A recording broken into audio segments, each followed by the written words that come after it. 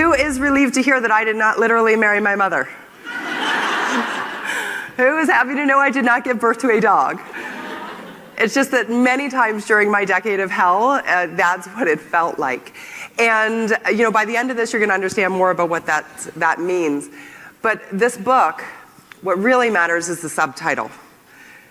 How do you be resilient when life sucks?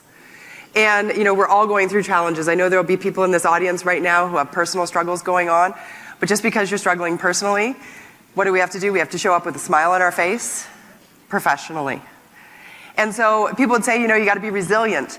My doctors and my family and friends. And I'd be like, but what does that mean? It's such an ambiguous word. And so what I did is, as I got through it and I sort of hit a certain level in my own business, and I said, okay, what were the formulas? What did I do to keep going and not allow the proverbial fan that was blowing on high to define the level of success that I was going to have?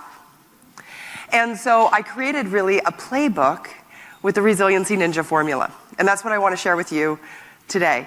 Now, I made this book for you and for me. And on more than one occasion, my mom kindly reminds me to read my own book.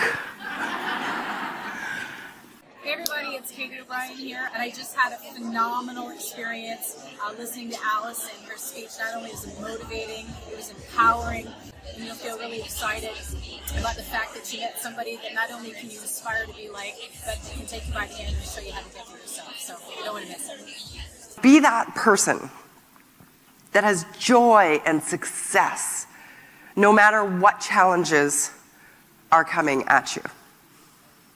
Now, during my journey, and I will tell you about what happened in a few minutes, but I was always looking for the answer. Somebody give me, how do I be resilient? And maybe you've had this happen too, where people give you cliches. Tell me if you know these ones. Time heals all wounds. Bullshit. The next one that's my favorite, and by favorite I mean please don't ever say this to me in a stressful situation, is just breathe. What part of my vital signs, all still functioning, makes you think that I am not breathing? So when I started, I decided to come out with my story and let people know, and my very first keynote was actually last March on this very topic. And I decided, okay, let me go back to that time when I was in the thick of everything and do what they call a stress test. Has anybody ever done a stress test? Essentially what it is you go online and you choose, there are a whole bunch of things that could be going wrong in your life, and each has a numerical value for how stressful it actually is. Makes sense. So I went through and I looked at everything that had been going on, and I scored 734. And you think, what does that mean? Well, the legend said, if you have a score over 330, seek professional help immediately.